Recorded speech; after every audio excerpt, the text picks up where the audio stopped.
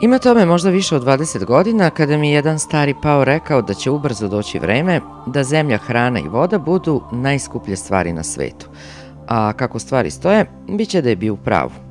Zdrave vode i zdravih namirnica je sve manje, a mudri ljudi se okreću prirodi, zdravoj ishrani i očuvanju životne sredine. Sve više čujem izraz organska hrana. Sve češće smo svedoci posledica koje izazivaju namirnice sa veštačkim dodacima i genetski modifikovanim organizmima. Do početka 20. veka još smo se kako tako hranili zdravo. Posle toga počeli su se upotrebljavati pesticidi, veštačka đubriva, da ne govorimo o raznim vrstama zračenja, upotrebom hormona za rast i razvoj goveda, nehumanim farmama i svim onim lošim civilizacijskim i monopolističkim aspektima koji su pratili savremen način proizvodnje hrane. Civilizacijski napredak je doneo više štete nego koristi celom čovečanstvu. Nekad možemo biti izbunjeni nizom kontradiktornih informacija o zdravoj hrani kao i veganskoj i vegetarijanskoj ishrani. Kažu, čovek nije predodređen da jede meso. Kad nastupi bolest, preporučuje se upravo hrana zasnovana na postu. Vegetarijanstvo je način ishrane koja se sastoji od namirnica biljnog porekla. To je širok spektar žitarica, mahunarki, voća i povrća, eventualno mlečnih proizvoda i jaja, ali bez mesa, uključujući ribu. Čest razlog za vegetarijansku ishranu je etički problem sa ubijanjem životinja. Svojim poznatim sloganom "Meso je ubistvo", vegetarijanci koji pripadaju ovoj grupi žele da naglase da njihova ishrana ne počiva na ubijanju životinja. Učenja mnogih religija zabranjuju oduzimanje života, iz čega proizilazi vegetarijanstvo, kao na primer hinduizam, budizam, taoizam, sikizam, džainizam i mnoge manje hrišćanske verske zajednice. U jevrejskom, islamskom i hrišćanskom predanju se govori o rajskom vrtu, što mnogi vegetarijanci tumače kao argument da je prvobitna čovekova ishrana bila vegetarijanska. U pravoslavlju, a posebno među monasima, postoji duga tradicija bezmesne ishrane koja se između ostalog temelji na rečima svetog Antonija Velikog, koji u svom ustavu od šelničkog života poručuje svakom ko kreće duhovnim životom: meso uopšte nemojte jesti.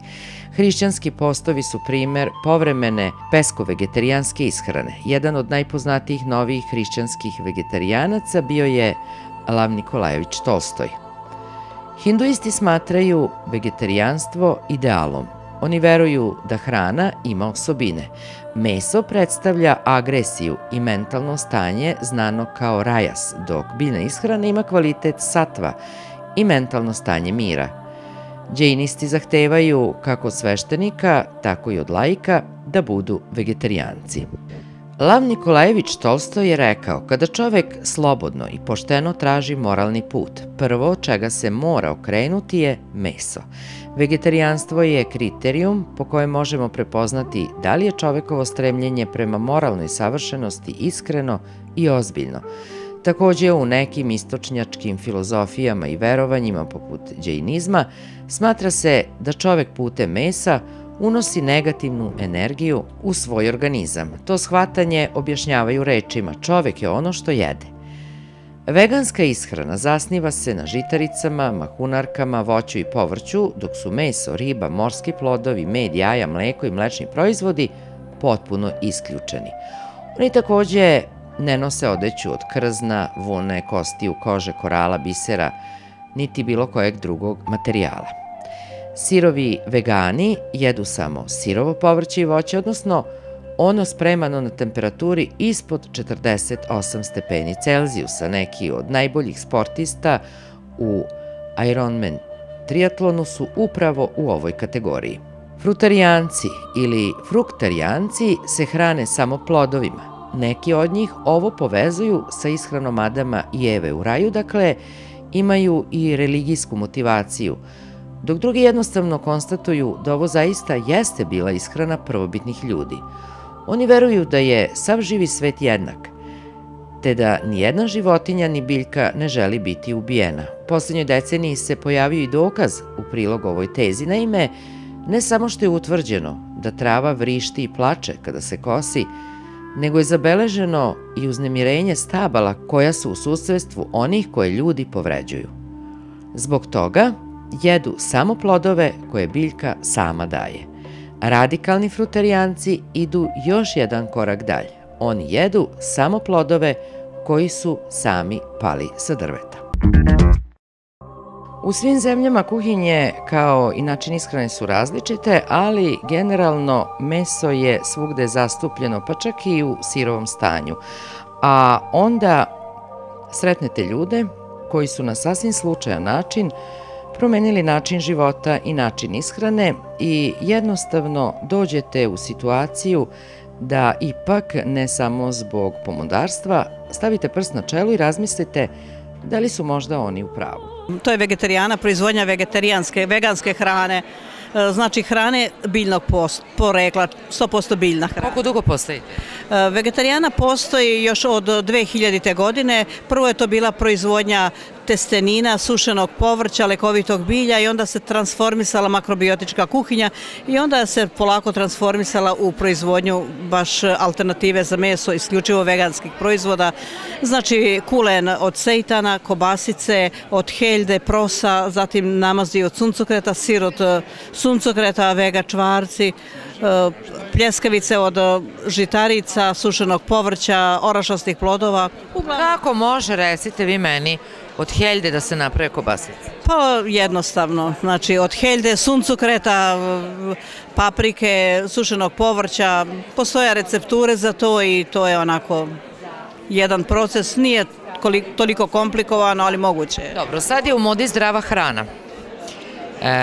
Kako ljudi reaguju kad prvi put probaju proizvode koje ovako na izgled liče na klasične mesne prerađevine? Verovatno je totalno drugi ukus. Kakva je njihova reakcija? Pa ovako, moj cilj je bio da napravim alternativu za meso. Znači, motiv je da se životinje ne kolju, ne ubijaju, da znači ljudi jedu nešto prirodno, biljno, samim tim biće zdraviji, biće mirniji, biće smireniji. Jednostavno mislim da je to jako, jako važno, a ukus je isti kao meso. I meso kad uzmete, ono je bljutavo dok se ne začini, dok se ne stave začini. Mislim, to je ono leš koji je star najmanje 5, 6, 7, 8 dana, meseci, godine ili ne znam koliko. Ali biljna hrana može vrlo lepo da se napravi i da se prilagodi.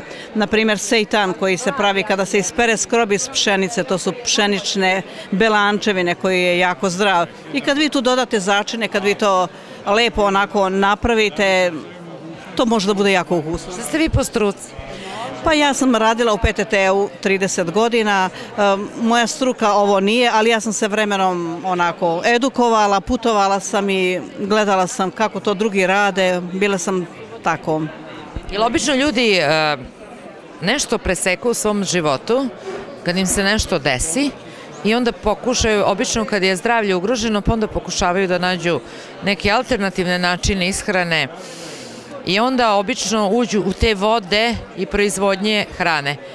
Jer to bio vaš put ili nešto sasvim? Ne, moj put to nije bio, moj put je bio čisto moralno-etički razlozi. Znači nisam se razbolela, radila sam u jednoj predivnoj firmi, imala sam dobar posao, divne kolege, divan kolektiv, ali sam htjela nešto da promenim u svom životu i odlučila sam se da, pošto sam se sama tako hranila, preko 20 godina sam vegetarijanka, odlučila sam da nešto promenim u svom životu i da jednostavno to dam dalje. Tako da je moj motiv znači isključivo ljubav prema prirodi, ljubav prema životinjama, ljubav prema životu.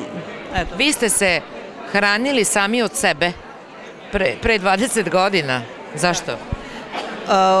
Nisam razumela pitanje. Zašto ste prešli u vegetarijance? Zašto? Pa prešla sam u vegetarijance, evo jednostavno mi se to dopalo.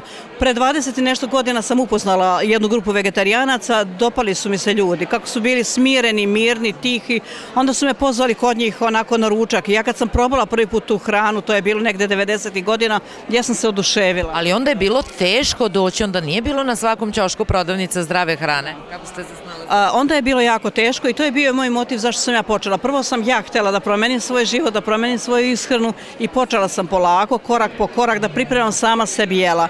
Pošto sam radila u pošti, moje kolege i njima se to dopalo, pa sam i za njih počela pripremati. I pošto se taj krug ljudi širio, ja sam videla da bi to moglo da bude moje zanimanje, nešto što rado radim, nešto što volim, nešto što srcem i dušem osjećam da je to ispravno i ja sam počela tako time da se bavim. Šta kaže vaša porodica? Pa i moja porodica je uključena u to. Znači hrane se vegan? Hrane se tako, pomažu mi, radimo i to je uglavnom jedan porodični biznis gde cela porodica je uključena u taj posao. I niko se ne poželi meso?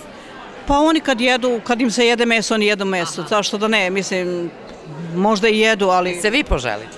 Pa mislim, nemam za sad potrebu za mesom, već preko 20 godina ga ne jedem, tako da jednostavno ne treba mi. Kako se to odrazilo na vaše zdravlje inače? Pa zdravlje mi je savršeno, evo što mi je onako lepo što 20 i nešto godina nisam bila bolesna i što je bolest za mene reč stranog porekla, što moje koleginice piju šaku lekova dnevno, što je normalno u našim to godinama, međutim meni je to okej. Dobro se osjećam, zdrava sam, volim to što radim i jednostavno... Za kraj, hoćete se samo predstaviti? Ja sam Slavna Momirović.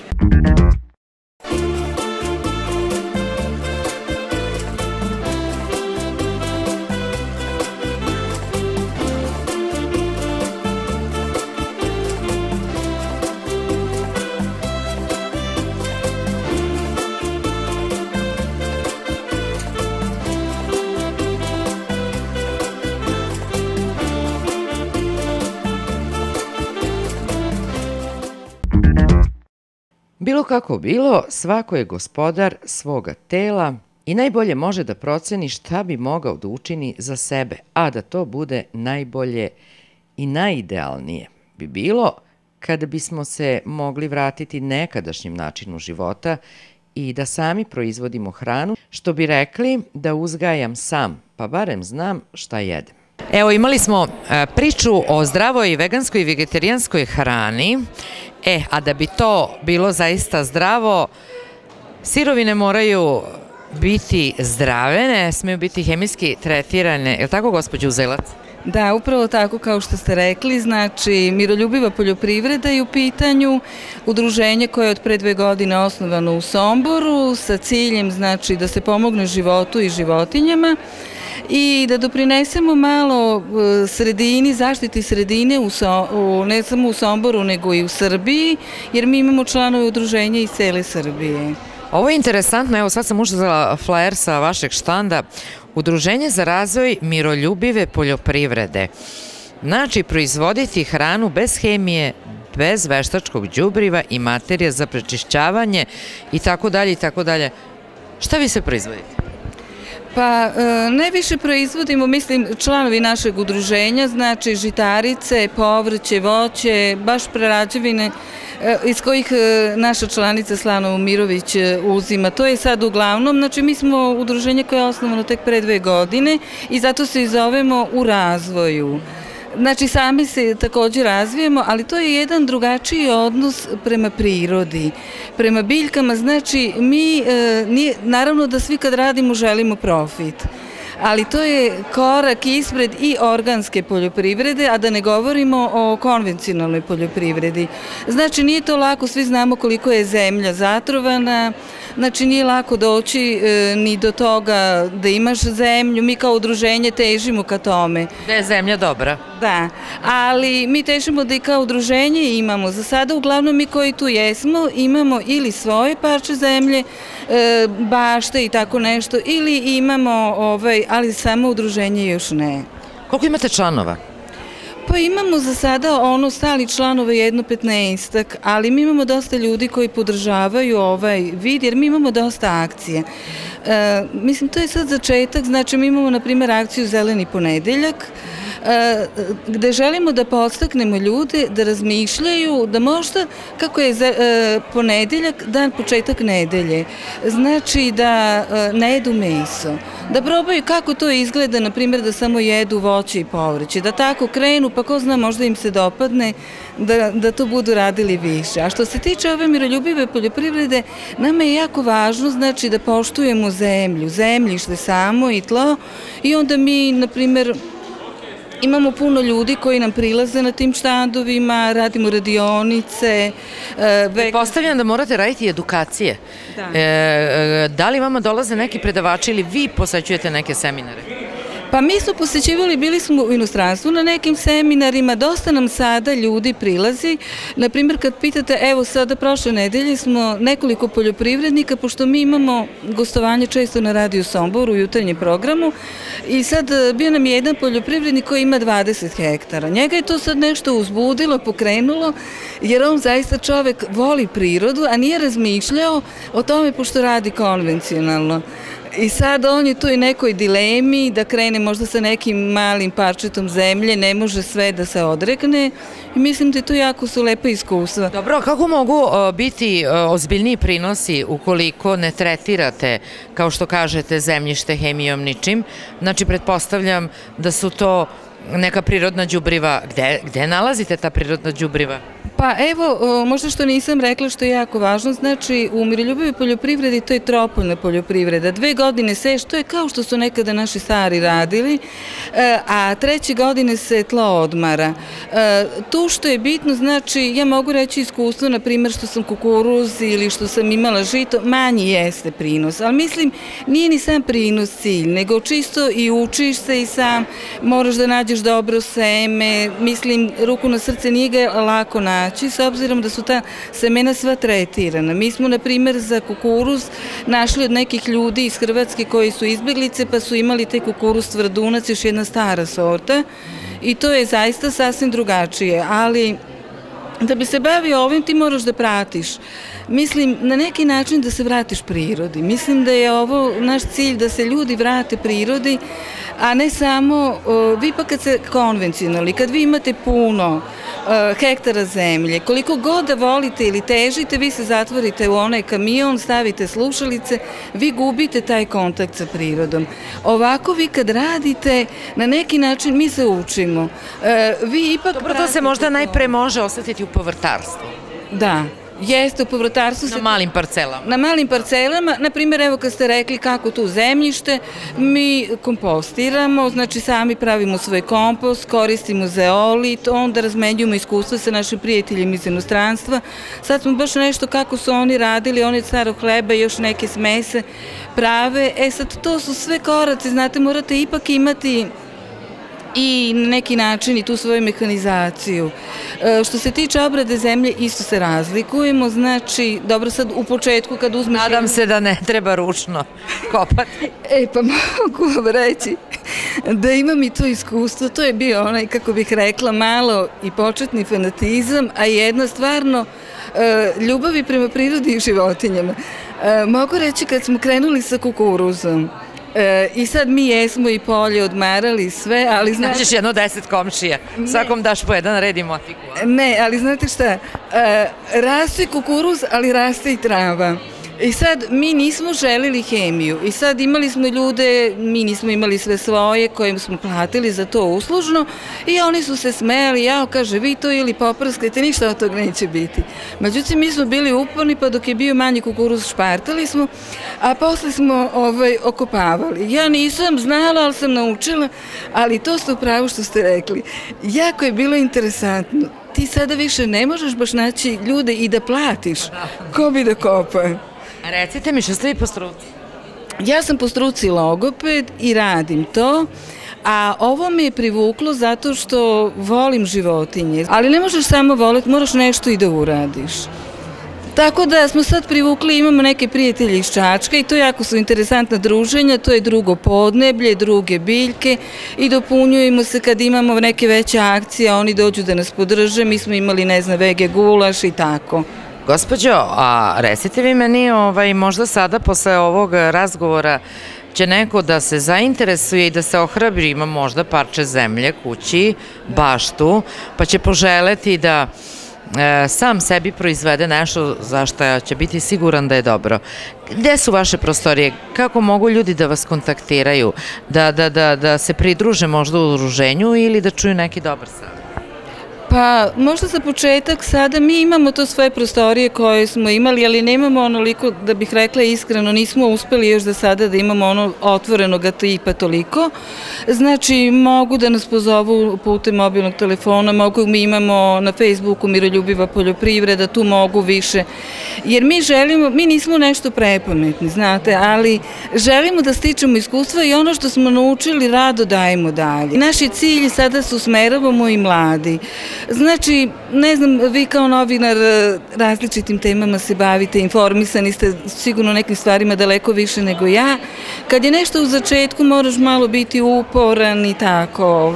A da li preko vas, odnosno vašeg udruženja, može da se kupi nešto od povrtarskih proizvoda, ali da znamo da je sigurno uzgajeno zaista na prirodan način? Pa može, znači to bi bilo onda dobro, neko ko bi na primjer želeo više, da se javi sada još dok se seje ili na proleće, to smo već imali iskustva.